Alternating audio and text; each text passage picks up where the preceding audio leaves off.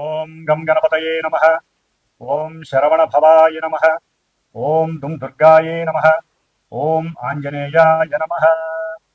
ఓం ధరణీ గర్భ సంభూతం విద్యుత్కాంతి సమప్రభం కుమారం శక్తిహస్తం తం మంగళం ప్రణమామ్యహం. శ్రీ అంగారక గ్రహ దేవతాయే నమో నమః.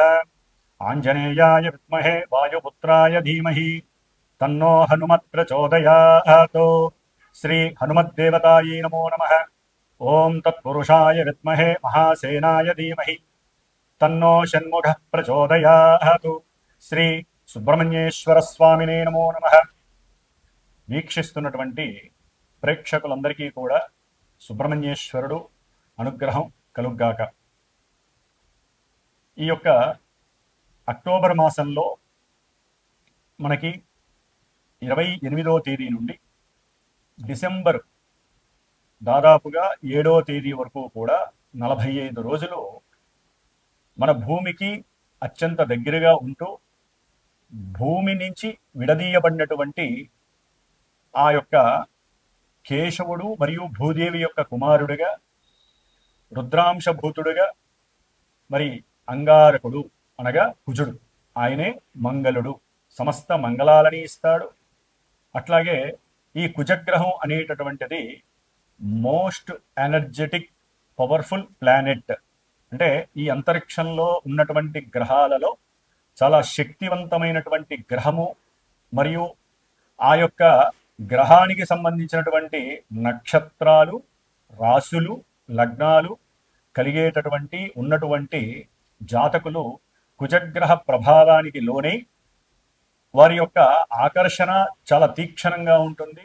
వారు మాట్లాడే ధోరణి కూడా చాలా మూమెంట్ చాలా ఫాస్ట్గా ఉంటుంది. అంటే త్వరగా నిర్ణయాలు తీసుకోవటం, త్వరగా మాట్లాడేయటం, తర్వాత ఆ మాటకి తగ్గ ప్రతిస్పందనగా బాధపడటం, లేదా అహంకార ధోరణి, కొన్ని కుళ్ళు కుతంత్రాలతో కూడుకున్నటువంటి ఈర్ష్యా స్వభావాలు. ఎందుకంటే ఈ కుజగ్రహం అనేటటువంటిది మనకున్నటువంటి సాత్విక, రాజస, తామస గుణాలలో తమోగుణ ప్రధానుడు ఈ యొక్క అగ్నితత్వకారకుడైనటువంటి అగ్నిగ్రహమైనటువంటి పురుషగ్రహమైనటువంటి ఈ కుజుడు.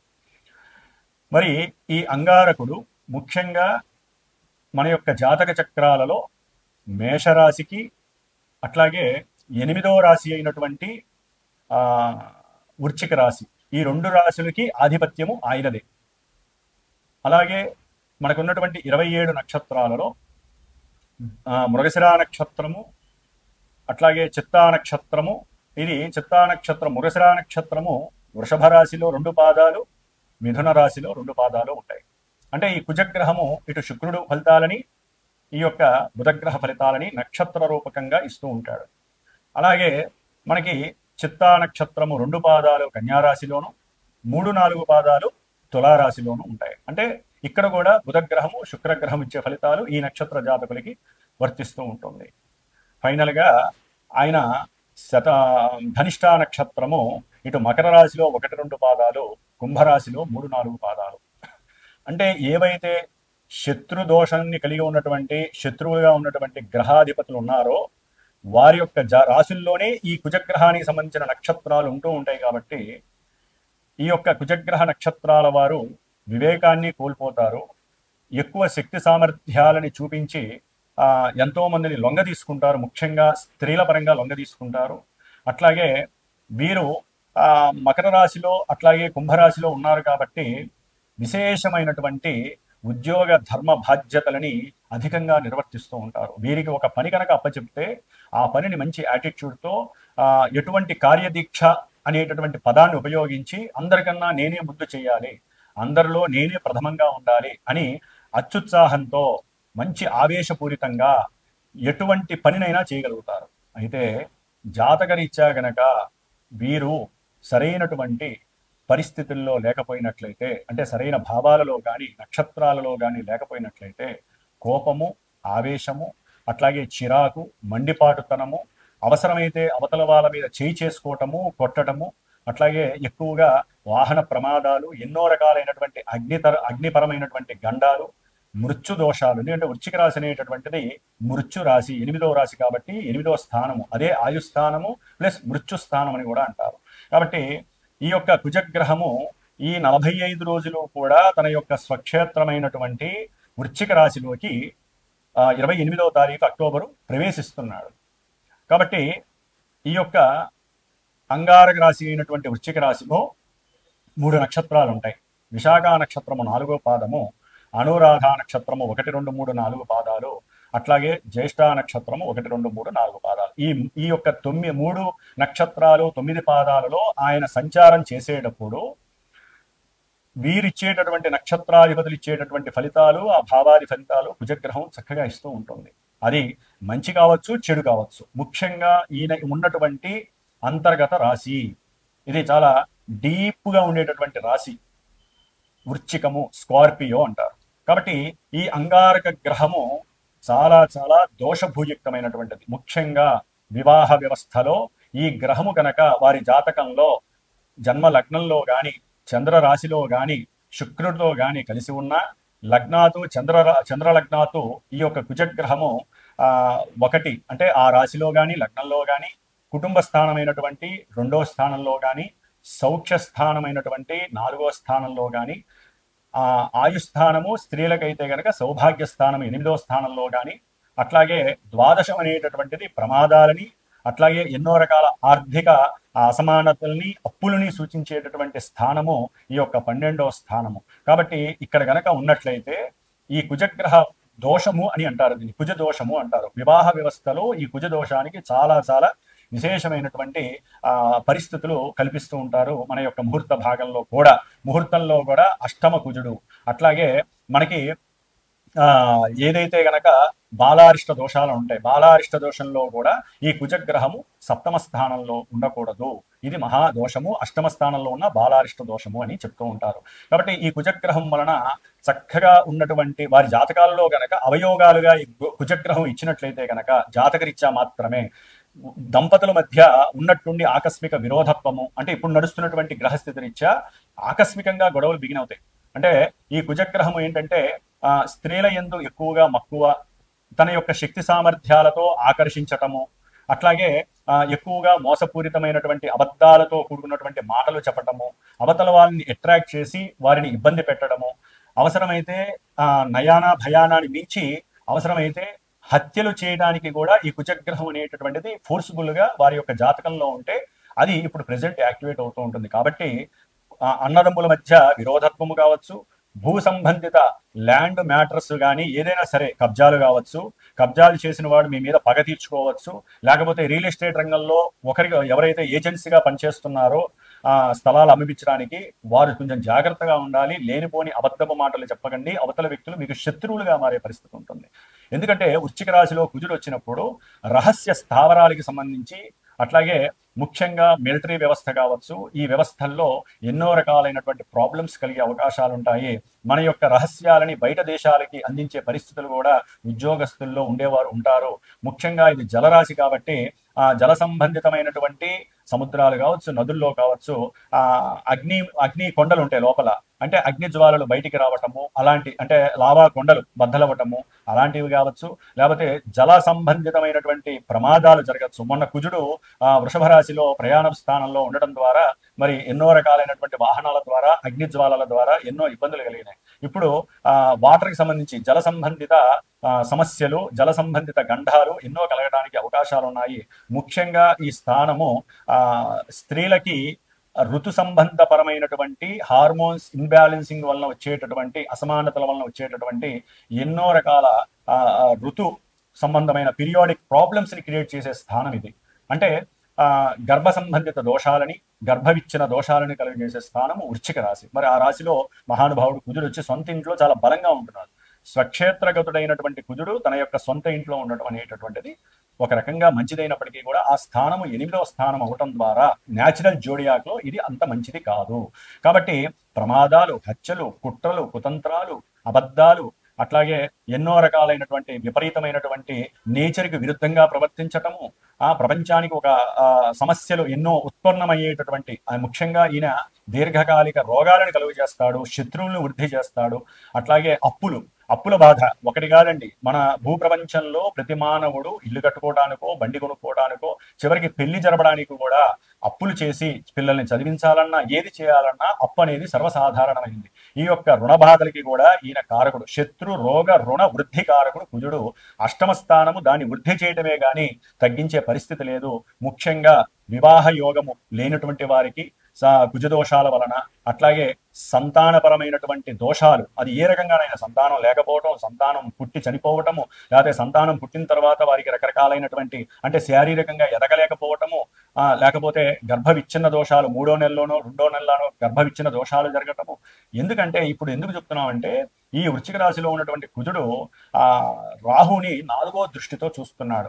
ఎక్కడైతే రాహుకి కుజుడికి సంబంధము కలుగుతుందో అది మనకి కాలసర్ప యోగ దోషంగా భావించబడుతుంది. అది ఏ రకంగానైనా కానీ వాళ్ళిద్దరికీ సంబంధం ఉండకూడదు. కాబట్టి ఒక రకంగా చెప్పాలంటే ఇది చాలా ఇబ్బందికరమైనటువంటి పరిస్థితుల్ని తెలియజేస్తోంది ఈ కుజగ్రహము రావటం అనేటటువంటిది. జాతకంలో ఈ కుజగ్రహము కొన్ని పాజిటివ్ వేస్ లో ఇచ్చినట్లయితే వారికి ఆకస్మికంగా గృహపరమైనటువంటి లాభాలు కలగచ్చు, లేకపోతే ఎన్నో కేసుల్లో వీరు గెలవచ్చు, ఆకస్మికంగా ఎన్నో రకాలైనటువంటి సుఖ సంతోషాలు కలగచ్చు, మిలిటరీ వ్యవస్థలో వీరికి గుర్తింపు లభించవచ్చు. ఇట్లా జన్మజాతకంలో వారికి గనక కుజుడు అనుకూలమైన భావాలని అనుకూల నక్షత్రాల్లో ఉన్నట్లయితే వీళ్ళు రియల్ ఎస్టేట్ లో ఒక టాప్ మోస్ట్ లీడర్స్ గా ఉంటారు. రాజకీయంలో కూడా చాలా పెద్ద పెద్ద వాళ్ళతో ఇంటర్లింక్స్ నడిపే వాళ్ళే ఉంటారు.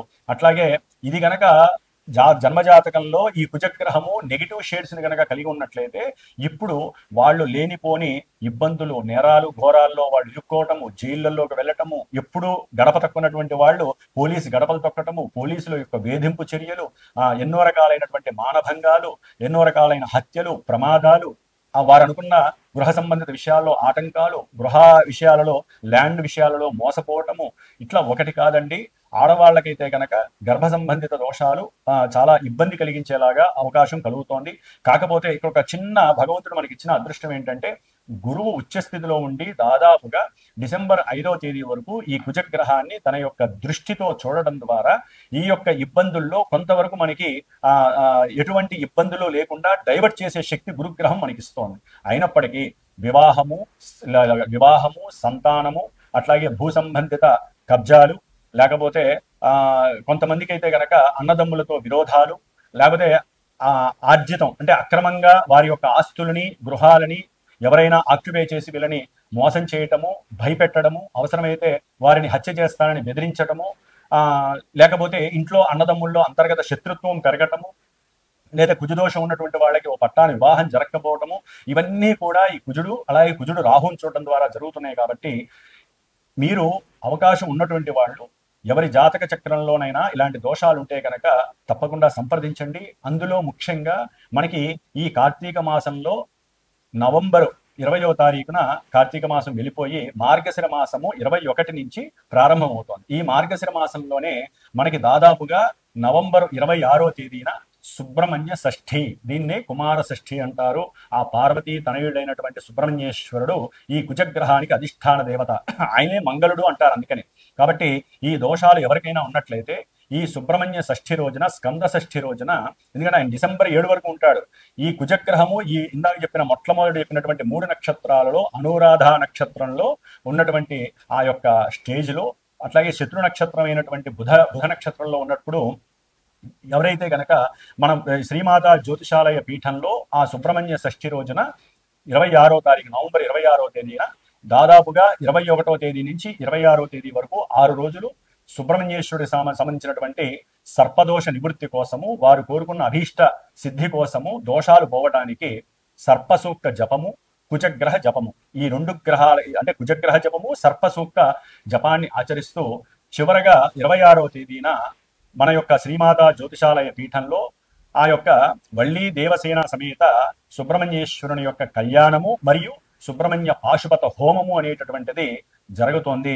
కాబట్టి వివాహం కోసమైతే గనక కళ్యాణంలో స్త్రీలు కావచ్చు, పురుషులు కావచ్చండి, ముఖ్యంగా ఎవరైనా సరే ఈ యొక్క కళ్యాణంలో మీ యొక్క గోత్రనామాలు ఇచ్చి పార్టిసిపేట్ చేయండి, పీఠానికి ఫోన్ చేయండి. అట్లాగే ఈ యొక్క 6 రోజుల సర్పసూక్తము, కుజగ్రహ దోష నివారణార్థమే కుజగ్రహ శాంతి, చివరిలో స్వామివారికి హోమము, ఈ యొక్క కార్యక్రమము మొత్తము కూడా జరిగే అవకాశం ఉంటుంది. కాబట్టి ఈ యొక్క అత్యద్భుతమైనటువంటి అవకాశాన్ని సద్వినియోగం చేసుకోండి.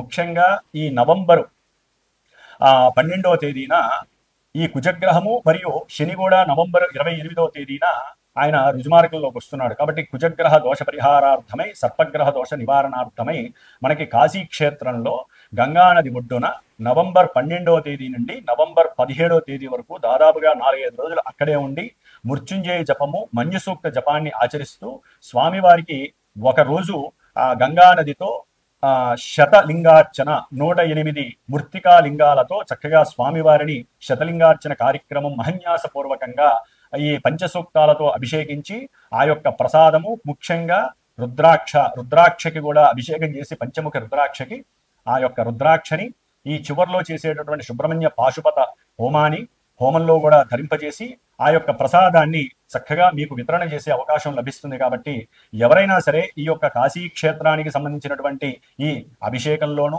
అంటే శతలింగార్చన అభిషేకంలోను, లేదా మనకి చివర్లో నవంబర్ 26వ తేదీన ఈ యొక్క సుబ్రహ్మణ్యేశ్వర యొక్క కళ్యాణము, పాశుపత రుద్రహోమము, అట్లాగే సర్పసూక్త జపము దీంట్లో పాల్గొనదలిచిన వాళ్ళు మనకి 28వ తేదీ నవంబర్ కాలభైరవాష్టమి వస్తోంది. కాలభైరవుడు ఈ కాశీక్షేత్రం వెళ్ళినప్పుడు కాలభైరవుడిని కూడా అర్చించి స్వామివారి దగ్గర పెట్టినటువంటి పాదపూజ చేసినటువంటి ఆ కాలభైరవ రక్షణ కూడా మీకు అందజేయటానికి, అట్లాగే అక్కడ వారాహి అమ్మవారి యొక్క అనుగ్రహం పొంది ఆ తల్లి యొక్క కుంకుమ ధారణని కూడా మీకు అందజేయడానికి నేను ప్రత్యేకించి సిద్ధంగా ఉన్నాను.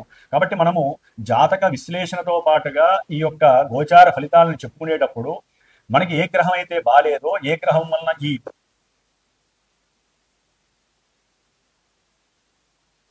చేసుకోవటమే మన యొక్క శాస్త్ర ధర్మము, ముఖ్యంగా జ్యోతిష్య శాస్త్ర ధర్మము. కాబట్టి ఈ జ్యోతిష్యాన్ని నమ్మాలి, అట్లాగే పరిహారాల్ని ఆచరించాలి. దీన్ని విస్మరించకూడదు, దీన్ని వేలెత్తి చూపించే పరిస్థితి ఎవ్వరూ చేయకండి. ఈ యొక్క జ్యోతిష్యం ద్వారా మీ యొక్క జన్మజాతకం ఉన్నా లేకపోయినా, ప్రజెంట్ మీకు ఈ సమస్యల్లో ఎవరైనా కుట్టుమిట్టాడుతున్నా ఇలాంటి అవకాశాలని సూక్ష్మంగా ఉపయోగించుకొని మనకున్న దాంట్లో చక్కగా పార్టిసిపేట్ చేసి ఆ యొక్క ప్రసాద భస్మాన్ని, ప్రసాద రక్షని మీరు గనక ధరించినట్లయితే గనక ఆ స్వామివారి యొక్క అనుగ్రహంతో, సుబ్రహ్మణ్యేశ్వర స్వామి అనుగ్రహాన్ని పరిపూర్ణంగా పొంది భవిష్యత్తులో వివాహ యోగము, సంతాన యోగము, గృహ భూలాభ యోగము, ఇంకా ఏవైతే మీరు కోల్పోయి ఉన్నారో అవన్నీ పొంది రుణ విముక్తులే, ముఖ్యంగా రుణ విమోచనార్థమై చేస్తున్నాం. కాబట్టి ఈ కార్తీక అమావాస్య రోజున పీఠంలో ప్రతి నెలా కూడా ఏదో ఒక హోమం, పాశుపత హోమాన్ని చేస్తూ ఉంటాం. కాబట్టి ఈసారి రుణ విమోచన హోమాన్ని నవంబర్ 20వ తేదీన అమావాస్య రోజున మన పీఠంలో రుణ విమోచన పాశుపత రుద్ర హోమం జరుగుతోంది. కాబట్టి ఎవరికి ఏ రకమైన సమస్యలు ఉన్నాయో అది విన్నవించుకొని మీకు సంబంధించినటువంటి హోమంలోనో కళ్యాణంలోనో పాల్గొనే పరిస్థితిని చక్కగా తీసుకోండి. పర్సనల్గా ఎవరైనా సరే వారి జన్మజాతక రీత్యా ఎప్పుడు వివాహం అవుతుంది, సంతానం కలుగుతుంది, ఇంకా వారికి ఉన్నటువంటి దోషాలు పోవడానికి చక్కగా పీఠానికి ఫోన్ చేసి సంప్రదించండి. మీ యొక్క జన్మజాతక విశ్లేషణని చక్కగా తెలుసుకోండి. మీ యొక్క రహదారిలో ఉన్నటువంటి ముళ్ళుని, దోషాలని కూడా తొలగించుకుంటూ ఏదో ఒక చిన్నదో పెద్దదో మీకున్న దాంతో పరిహారాన్ని ఆచరిస్తూ ముందుకు వెళుతూ మన యొక్క సనాతన ధర్మాన్ని కాపాడండి. మీకున్నటువంటి యోగాలన్నింటినీ కూడా చక్కగా పట్టుకోండి. కాబట్టి ఇప్పుడు మేషాది ద్వాదశ రాశుల వారికి ఈ కుజగ్రహ ప్రభావము ఏ విధంగా ఉండబోతోంది, ఏ విధంగా వారు జాగ్రత్తలు తీసుకోవాలి 45 రోజులు అనేటటువంటి విషయాన్ని మనం గనక తెలుసుకున్నట్లయితే గనక ఇప్పుడు మేషరాశి వారికి ఏ విధంగా ఉంటుంది, తర్వాత మిగతా 12 రాశుల వారికి ఏ విధంగా ఉంటుందో చర్చించుకుందాం. వృశ్చిక రాశి వారికి ఈ అక్టోబర్ నెల 27వ తేదీ నుండి డిసెంబర్ 7వ తేదీ వరకు కూడా 45 రోజులు తన యొక్క సొంత ఇంట్లో వృశ్చిక రాశిలో స్వక్షేత్రంలో ఈ కుజగ్రహము సంచరించటం అనేటటువంటిది వీరికి కొంత అవయోగకరం అనే చెప్పుకోవాలి. జన్మరాశిలో కుజుడు సంచరించటము కుజదోషంగా కూడా వర్ణిస్తుంది జ్యోతిష్య శాస్త్రం. ముఖ్యంగా వివాహ సంబంధిత విషయంలో ఈ కుజుడు ఇక్కడ ఉండి తన ఇంటిని తను చెడుగొట్టుకుంటూ, అంటే ఆరోగ్యాన్ని అకస్మాత్తుగా పాడు చేసే అవకాశం ఉంటుంది. మీ వ్యక్తిత్వ ధర్మాలు, అంటే లోపల ఒకటి ఉంటుంది, బయటకి ఇంకోటి ఉంటుంది ఆలోచన. ఈ వ్యక్తిత్వ ఆలోచన విషయంలో మిమ్మల్ని మీరే పాడు చేసుకుంటారు. అవతల వాళ్ళు కనుక గమనించినట్లయితే మీ మీదకి గొడవలు వచ్చే అవకాశం ఉంటుంది, లేకపోతే మీ మీద కేసులు పడే అవకాశం ఉంటుంది. వృశ్చిక రాశి వారికి ముఖ్యంగా భూ సంబంధిత విషయాల్లో మోసాలు, అబద్ధాలు మిమ్మల్ని పోలీస్ స్టేషన్లు, జైలు దాకా తీసుకెళ్లే అవకాశం లభిస్తుంది. కొంచెం జాగ్రత్తగా ఉండాలి వృశ్చిక రాశి వాళ్ళు భూ సంబంధిత విషయాల్లో. అట్లాగే అన్నదమ్ముల యొక్క సంబంధిత విషయాలలో, అలాగే అక్కా చెల్లెల విషయాలలో వీరికి అంతర్మథనాలు ఎక్కువగా ఉంటాయి. ముఖ్యంగా చదువుకునే విద్యార్థులకైతే కనుక అనుకున్న అంత పాజిటివ్ వైబ్స్ అయితే కనపడట్లేదు, అంతగా జరగకపోవచ్చు. బంధువులతో చిత్ర వధ కలిగే అవకాశం ఉంటుంది. అంటే ఒక రకంగా అది మీరే చేసుకోవచ్చు. ఊరికే వారి గురించి మాట్లాడుకోకండి. బంధువుల గురించి మాట్లాడుకోవడం ద్వారా గుండెకి సంబంధించిన దోషాలు ఎక్కువగా ఉంటాయి. అంటే ఈ రక్త సంబంధిత దోషాలు మిమ్మల్ని పాడిస్తాయి, బీపీ పెరిగిపోతూ ఉంటుంది. అందుకని అసలు బంధువుల గురించి అసలు మాట్లాడుకోకండి వృశ్చిక రాశి వారు. ఊరికే వారి మీద వాళ్ళు అట్లా చేశారు, వీళ్ళు ఇట్లా మాట్లాడుకున్నారు, అలా మాట్లాడుకునేటట్టయితే అసలు వాళ్ళతో కలవకండి. బంధువులతో సమస్యలు తెచ్చుకోకండి ఎవరు కూడా. మీ ఆవేశం పెంచే విషయాలు మనకెందుకు? ఆవేశం పెరుగుతుంది. బంధువులతో గబాలన వాళ్ళు విని మీ మీద దండోరా ఎత్తచ్చు, మిమ్మల్ని లేదా మీకు ఉన్నటువంటి మానవతా విలువలు తీసేయచ్చు. ఇట్లా ఎన్నో రకాలైనటువంటి ఇబ్బందులు కలుగుతాయి. ఏదైనా మీ ప్రయాణాల్లో కొన్ని సంకటాలు, ఆటంకాలు, ప్రమాదాలు కలగవచ్చు. లేకపోతే జల సంబంధిత గండాలు ఇప్పుడు యాక్టివేట్ కావచ్చు. జాతకంలో కనుక ఈ కుజగ్రహం వలన మీకు ఏదైనా జలగండాలు కూడా కలిగే అవకాశం ఉంటుంది. కార్లలో వెళ్ళేటప్పుడు, ప్రయాణాలు చేసేటప్పుడు జాగ్రత్తగా ఉండండి. వృశ్చిక రాశి వారికి ఈ 4-5 రోజులు అంటే నవంబర్ 1 వరకు ఆర్థికంగా అయితే కనుక వీరి యొక్క భూమి రియల్ ఎస్టేట్ వ్యాపారస్తులు కావచ్చు, లేకపోతే కొంతమంది క్రీడా రంగంలో కావచ్చు, ఎవరికైనా సరే, లేకపోతే పుత్రులు అంటే దూర ప్రాంతాల్లో ఉన్నటువంటి పుత్రుల వలన, పుత్రికల వలన కాస్త ధన సంపాదన కావచ్చు, లేకపోతే ఇల్లులు, లేకపోతే ఏదైనా వ్యాపారాలు, గృహానికి సంబంధించినటువంటి విషయాలలో కొంత ముందంజలో ఉంటారు వీరు. అయితే ఏంటంటే తర్వాత మాత్రము వీరికి కొంత ప్రేమికులకి ఇది అభాస్పాలయ్యేటటువంటి సమయంగా భావించవచ్చు. విద్యార్థులకి ఆటంకాలు, విరోధాలు కలిగే అవకాశం లభిస్తాయి. అట్లాగే ముఖ్యంగా ఆకస్మికంగా బంధువుల నుంచి మీకు రావాల్సిన ధన విషయంలో కొన్ని గొడవలు అయ్యే అవకాశాలు ఉంటాయి. కొంచెం జాగ్రత్త పడండి. ఎందుకంటే చర్మ సంబంధిత దోషాలు, వ్యాధులు కూడా కలుగుతాయి. ఇప్పటివరకు లేనివి కూడా కలుగుతాయి వృశ్చిక రాశి వారికి. కుజబుధులు కలుస్తున్నారు, అందులో రవి కూడా కలుస్తున్నారు. కొంచెం ఇది దోషప్రదంగా ఉంటుంది కాబట్టి మీరు ఎక్కువగా సుబ్రహ్మణ్య ఆరాధనే, మీకు శ్రీరామ రక్ష, సుబ్రహ్మణ్య హోమాలు కావచ్చు, లేకపోతే రుద్రాభిషేకాల ద్వారా కావచ్చు, మీకు కలిగేటటువంటి సమస్యల నుంచి కొంచెం నివృత్తి చేసుకోవడానికి అధికంగా ప్రయత్నం చేయండి. ముఖ్యంగా కుజగ్రహ స్తోత్రాన్ని ఎక్కువగా పారాయణ చేస్తూ ఉండండి. ఓం ధరణీ గర్భ సంభూతం ఇందా చెప్పాను కదా, ఆ స్తోత్రాన్ని రోజు 70 సార్లు చదవండి. మీ దాకా వచ్చే ప్రమాదాల నుంచి నివృత్తి చేసుకోండి. ఓం సుబ్రహ్మణ్యేశ్వరాయ నమః.